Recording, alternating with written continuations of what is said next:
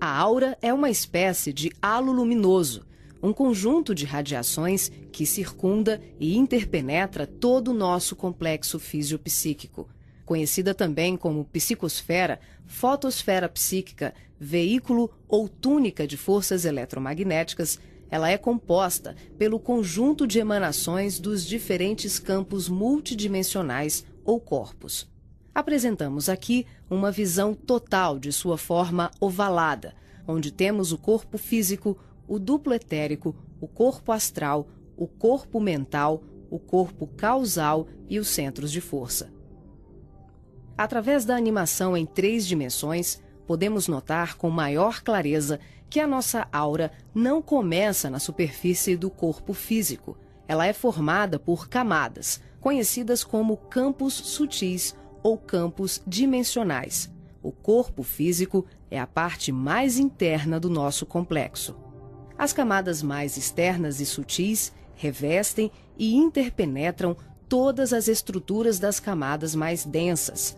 O corpo mental envolve o corpo astral, o duplo etérico e o corpo físico. Na cor amarela, vemos a aura mental, de cor rosa, a aura astral, e na cor azul, o duplo etéreo. Essa atmosfera fluídica envolve todo o nosso sistema físico, revestindo os órgãos, tecidos e células com energias vitais, astrais e mentais. Dessa forma, o pensamento circula por todos os escarninhos do nosso sistema orgânico e psíquico. Na medida em que pensamos, automaticamente alteramos o nosso campo celular. Todos os estados de bem-estar ou de enfermidade são consequências dos conteúdos mentais e emocionais. Sua multiplicidade de cores, suas formas e alterações, quando analisadas e estudadas, podem indicar os estados de saúde e emocional do ser humano.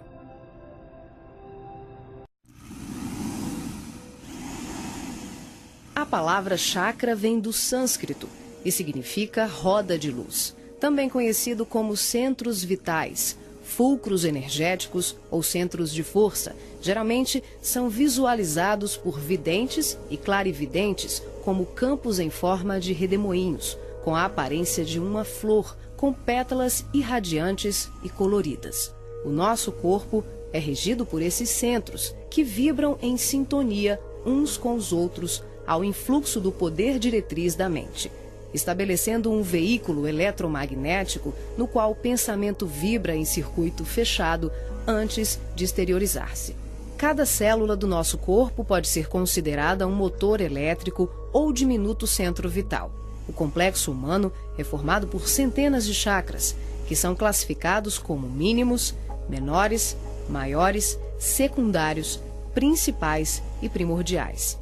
Esses centros de força desempenham diversas funções, dentre elas a de reger as atividades fisiológicas dos órgãos a eles relacionados. Levando em conta as várias escolas que estudam o tema, definimos como primordiais 10 centros: o coronário, o cerebral ou frontal, o ágina, o laríngeo ou da garganta, o cardíaco, o gástrico ou solar, o esplênico, o umbilical, o genésico ou sexual e o fundamental. Na animação, vemos a parte anterior e posterior de cada chakra, que juntas formam um só órgão. Esses centros de força giram em alternância, repetindo o sistema de respiração num movimento permanente de emissão e absorção de energia. O giro é sincronizado e complementar entre o chakra anterior e o posterior. Os chakras são formados por microtúbulos, que são estruturas ocas, compostas por inúmeros blocos de moléculas idênticas. Esse elemento base, aqui aumentado milhares de vezes, junta-se a outros microtúbulos, formando uma complexa rede capilar. São microtúbulos menores que se inserem em microtúbulos maiores, num processo sucessivo. São justamente esses microtúbulos de diversos tamanhos que dão ao chakra a aparência de pétalas. Aqui vemos um exemplo dos microtúbulos maiores. e aqui microtúbulos menores preenchendo os microtúbulos maiores.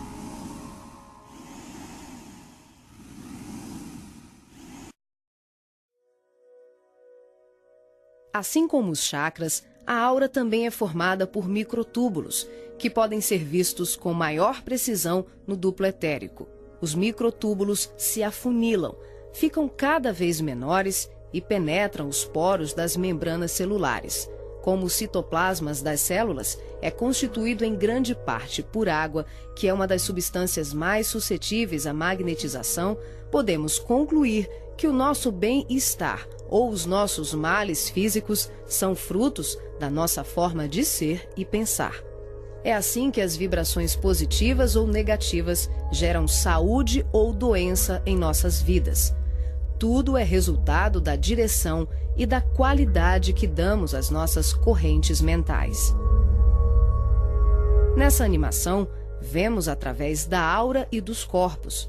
Os chakras estão ampliados e representados como lunetas se expandindo. Podemos observar o sincronismo das camadas mais externas com as mais internas. Temos os campos ligados ao corpo mental em amarelo, ao corpo astral em rosa e ao duplo etéreo em azul. Os centros de força das camadas superiores envolvem completamente os centros das camadas mais densas. Cada parte da luneta está contida na outra. Os microtúbulos maiores são preenchidos pelos menores.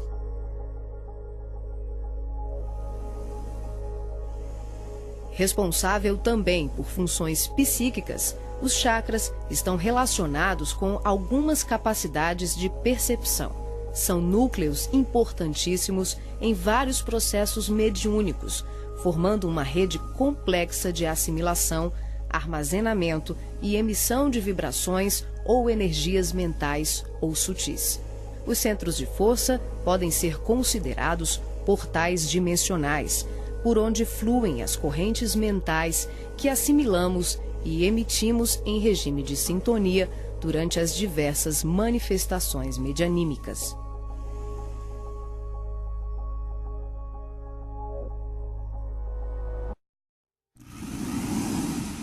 Vemos agora os chakras relacionados aos seus respectivos órgãos.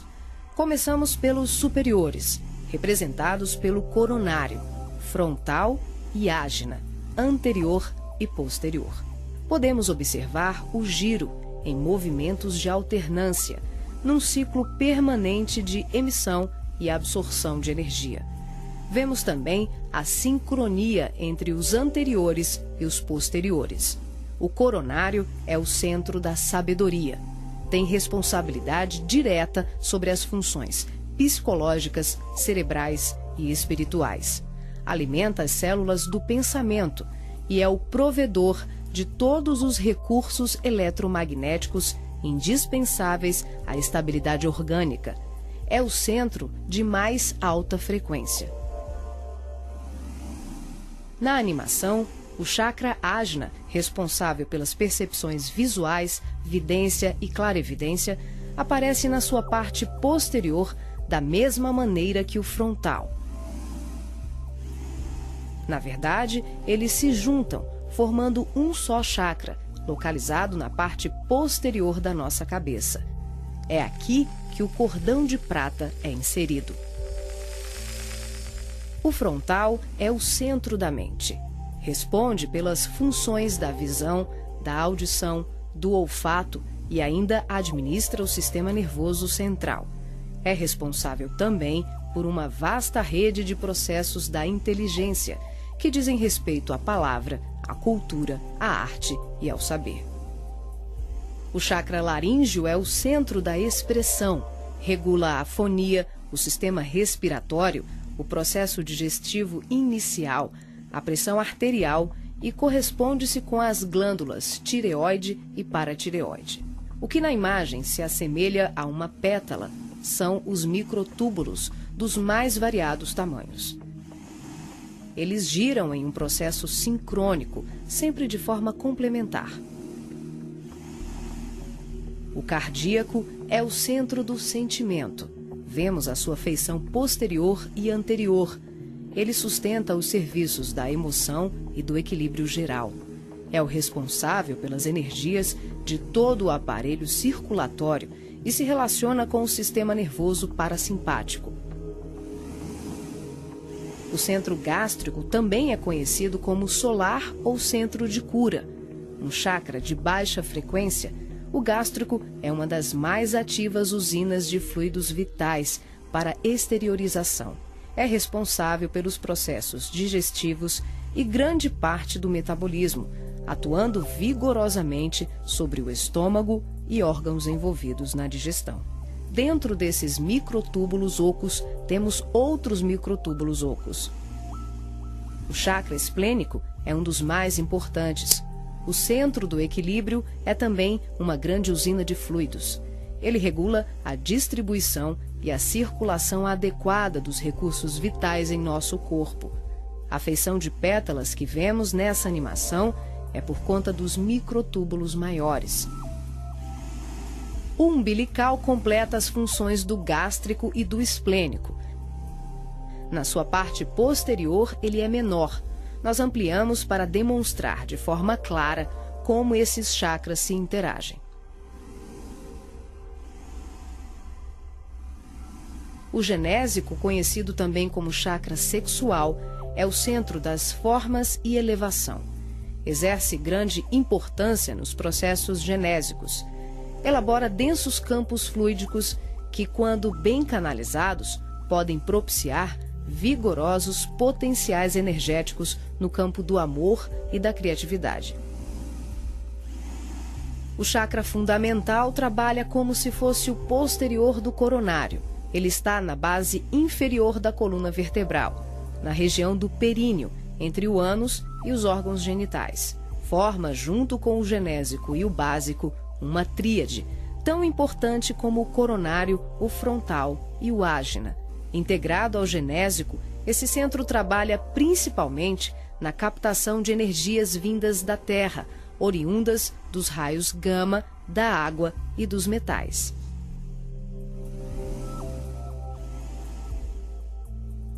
Nessa animação, representamos o processo de desdobramento dos diferentes corpos. Vemos aqui a projeção ou saída dos corpos sutis do homem. O corpo físico permanece. O duplo etérico, o corpo astral e o corpo mental se exteriorizam. Os fios coloridos dão enfoque ao funcionamento dos cordões fluídicos, que são os responsáveis pela interação entre os corpos. Para ressaltar os fluxos mental, emocional e vital, subdividimos o cordão de prata, que assimila todos os fluxos, em 3. O cordão de prata propriamente dito, que liga o corpo físico aos demais corpos sutis, aqui representando apenas o fluxo mental. Em amarelo, o detalhamento do fluxo emocional.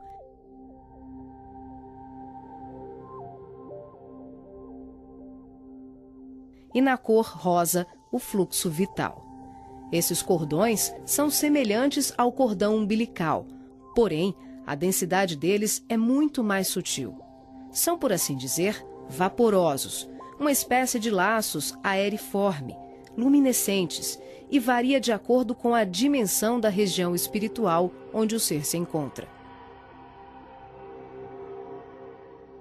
Quando ocorre esse tipo de desdobramento em que o duplo etérico, o corpo astral e o corpo mental se deslocam juntos, o médium não consegue alcançar grandes distâncias, devido à densidade do corpo etérico, que, em síntese, são emanações neuropsíquicas do corpo físico. Dessa forma, o espírito fica nas imediações do organismo carnal, e sua saída ou projeção é geralmente por tempo limitado. Esse fenômeno é muito comum no sono e também em desdobramentos parciais durante os trabalhos mediúnicos.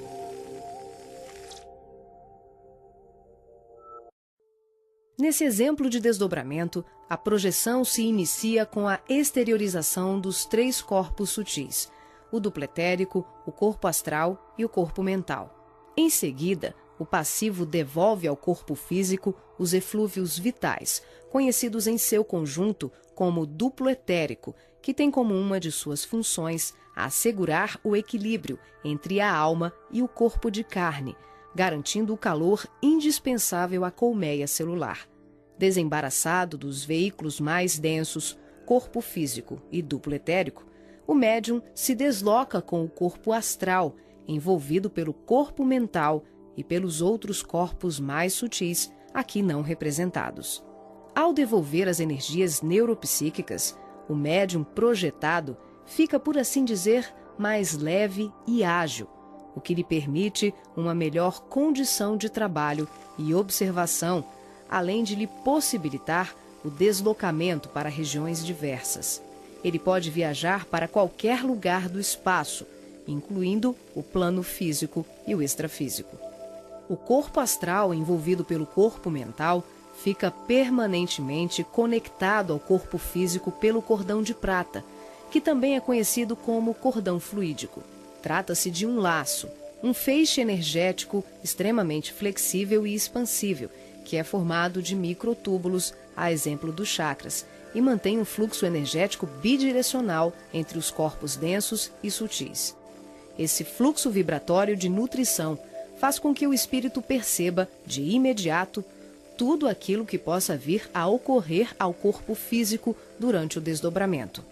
Na volta, podemos observar como ocorre a reentrada dos corpos mais sutis, na conjugação com o corpo físico e etérico. Aqui temos o desdobramento do corpo mental. Os 3 corpos saem. O médium devolve ao corpo o duplo etéreo e apenas o corpo mental se projeta. A animação demonstra que, em qualquer tipo de desdobramento, os corpos permanecem conectados entre si através do cordão de prata e dos fluxos energéticos. Em relação ao corpo mental, ocorre muito mais um fluxo mento-emotivo que propriamente um cordão densificado, como mostra o vídeo.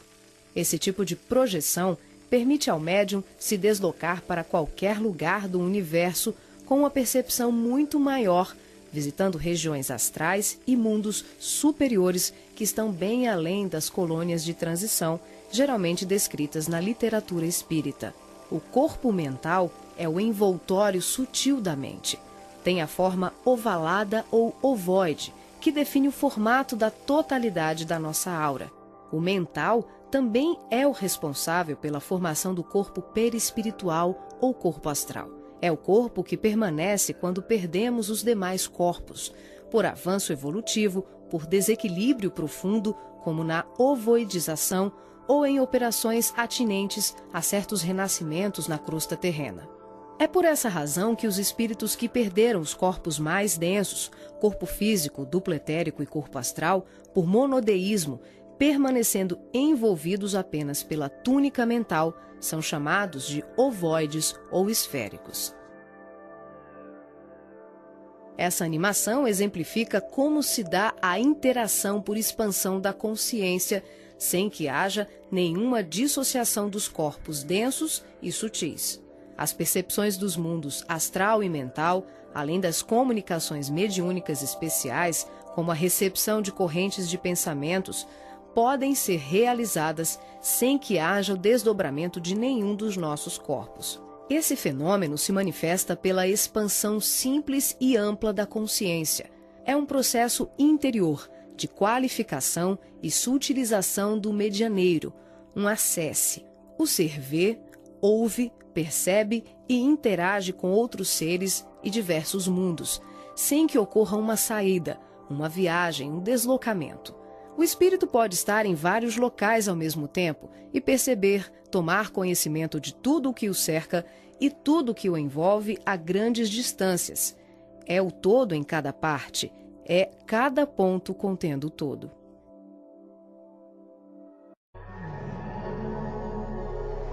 Nessa animação, visualizamos os espíritos revestidos apenas pela túnica ou corpo mental, após a perda do corpo astral ou perispiritual, quando tomamos a parte pelo todo.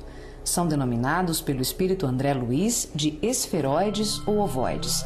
tristes mentes humanas sem apetrechos de manifestação, verdadeiros fetos ou amebas mentais, que são utilizados por mentes criminosas e perversas em processos obsessivos, tecnicamente organizados, tanto em relação aos desencarnados como encarnados.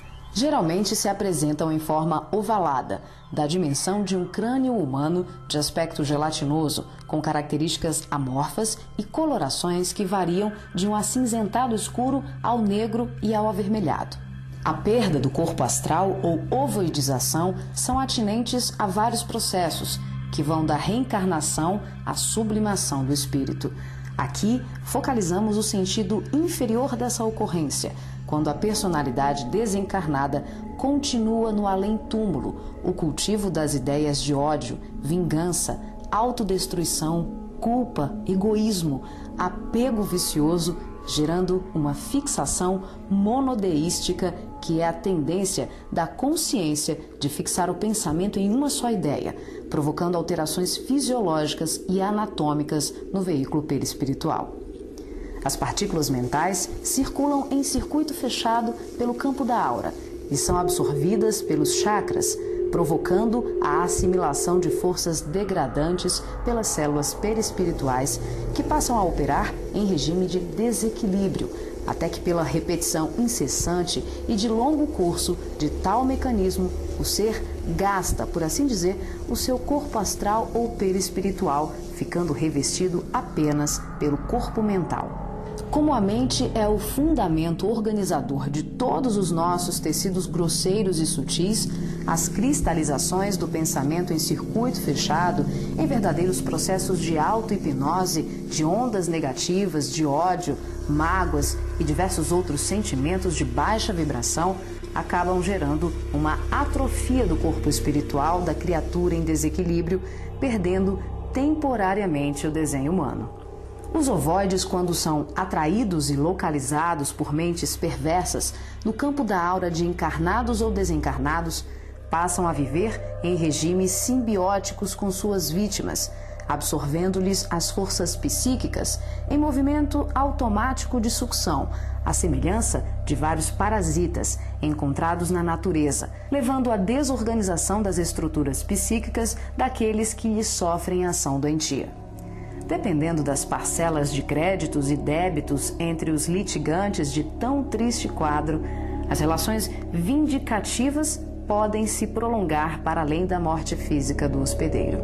Essas obsessões dolorosas não são ocorrências raras, mas processos comuns provocados pela ignorância e paixões daqueles que permitem enovelarem-se nas teias do ódio e da vingança. O caminho dos ovoides, em tão triste condição, é a esfera do recomeço, as reencarnações na crosta terrena ou em setores outros de vida congênere, tal qual a semente destinada à cova escura para trabalhos de produção, seleção e aprimoramento.